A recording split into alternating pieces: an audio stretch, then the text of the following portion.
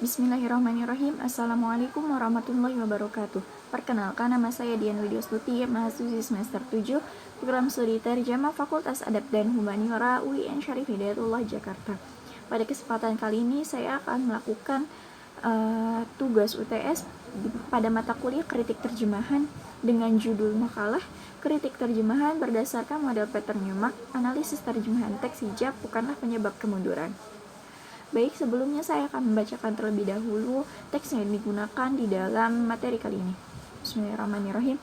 Yazunnu ba'dul juhal in annal hijab qaidul lil mar'ah wa nizamu thaqilun wa 'adatun qadimatun hiya sababu fi ta'akhuri alladhi yashtaki minhu al-mufakkirun wal muslimun wa annahu istib'adu lil mar'ah wa azlun dhahan wanil 'alam wa intiqasu min karamatiha wa syakhsiyatiha.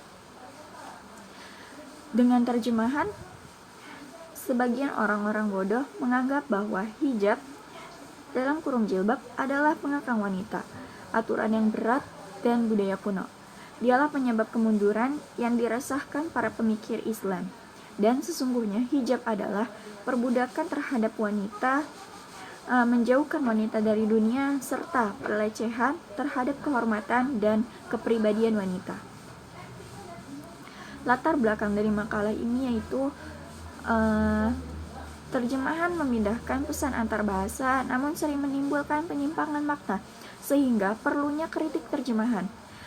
Model pattern Newmark ini menyediakan analisis sistematis teks Arab tentang hijab yang syarat opini menuntut ketelitian agar tidak bias. Makalah ini menilai kesepadanan prosedur yang dipakai dan menawarkan alternatif terjemahan yang lebih akurat.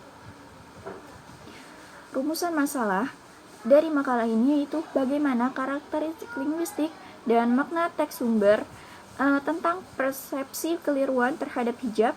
Yang kedua, bagaimana kesepadanan terjemahan bahasa Indonesia yang disajikan. Yang ketiga, prosedur penerjemahan apa yang digunakan penerjemah berdasarkan teori pattern Newmark.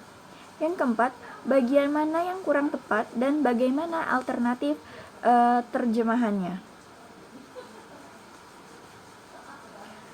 Tujuan dari penelitian ini yaitu mendeskripsikan isi dan makna teks sumber, menganalisis kesepadanan makna antara teks sumber dan teks terjemahan, mengidentifikasi prosedur penerjemahan yang digunakan penerjemah, menyajikan kritik dan memberikan alternatif terjemahan yang lebih tepat.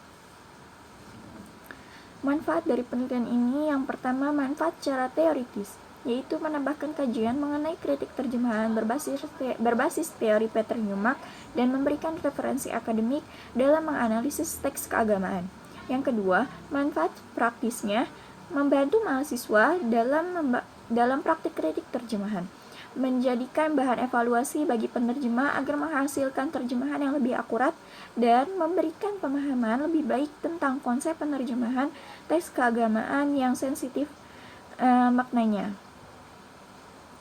Identifikasi teks ini yaitu teks ini termasuk kategori teks eksplisit argumentatif karena tidak hanya menyampaikan informasi tetapi juga memuat opini kuat dan sikap penulis terhadap isu hijab.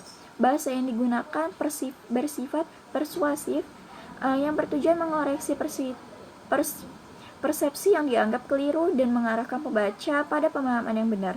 Ciri-ciri ini menuntut penerjemahan yang sensitif terhadap nuansa emosional dan argumen yang dibangun agar pesan ideologis dan maksud penulis tetap terjaga dalam bahasa sasaran. Selanjutnya, analisis teks sumber. Yang pertama ini dari leksikalnya. Kata seperti qaidun, nizamu thaqli, 'adatun qadimatun dan lainnya itu bernada sangat negatif dan digunakan untuk menggambarkan persepsi keliru kelompok al-juhal, bukannya opini penulisnya. Dari gaya bahasanya, penulis memakai gaya retoris persuasif dengan menumpukan istilah negatif sebagai strategi hiperbolik untuk menunjukkan kelemahan argumen kelompok yang meremehkan hijab. Sedangkan dari nuansa maknanya, struktur Yazunnu ba'dul jahila itu menegaskan bahwa seluruh deskripsi negatif adalah pandangan orang jahil, bukannya sikap penulis. Kesalahan membaca nuansa ini dapat memunculkan tafsir keliru tentang apa itu makna hijab. Dan apa yang dimaksud dari komunikatif ini untuk bertujuan meluruskan pandangan yang salah tentang hijab. Penulis menampilkan opini keliru terlebih dahulu sebagai strategi argumentatifnya sebelum membantahnya, sesuai tradisi literatur Islam klasik. Selanjutnya, analisis teks sasaran. Secara umum, makna globalnya sudah terjaga, namun ada beberapa kekurangan yang kurang tepat. Yang pertama ini pergeseran makna utama pada frasa dialah penyebab kemunduran. Dalam teks terjemahan menampilkan hijab sebagai pelaku kemunduran, padahal di teks sumber hanya menyebutkan bahwa sebagian orang jahil menganggap hijablah yang menyebabkan kemunduran itu. Ini termasuk misinterpretation karena tidak menangkap struktur kalimat bersubjek majemuk. Selanjutnya, istilah intiqas diterjemahkan sebagai pelecehan, padahal makna dasarnya yaitu pengurangan martabat atau merendahkan. Pilihan pelecehan ini terlalu keras dan tidak sesuai konteks. Terjemahan netral lebih tepat gitu. Jadi teks tersebut itu terlalu keras gitu sehingga tidak menampilkan terjemahan yang netral gitu. Padahal terjemahan yang netral ini lebih tepat digunakan di dalam teks ini. Selanjutnya itu istilah istibad yang diubah menjadi perbudakan, padahal makna leksikalnya adalah penyingkiran atau peminggiran. Terjadi over translation yang menambahkan makna baru menjadi perbudakan. Pada frasa azalaha anil alam itu diterjemahkan dengan menjauhkan dari dunia. Padahal makna tepatnya adalah mengisolasinya dari masyarakat. Terjemahan teks sasaran ini menimbulkan ambiguitas dan tidak menangkap konteks sosial. Selanjutnya itu penerapan translation prosedur menurut Newmark. Yang pertama ini di dalam teks ini ada modulasi yang terlihat pada frasa aturan yang berat sebagai interpretasi dari nizam mutsaqil digunakan untuk menyesuaikan sudut pandang makna, namun harus hati-hati agar tidak menambahkan intensitas makna.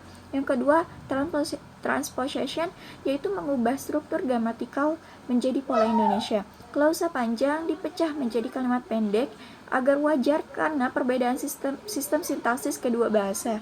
Yang selanjutnya itu cultural equivalence yang tidak muncul karena istilah dalam teks sumbernya bersifat umum dan tidak terkait budaya khusus. Istilah lebih bersifat ideologis bukan kultural.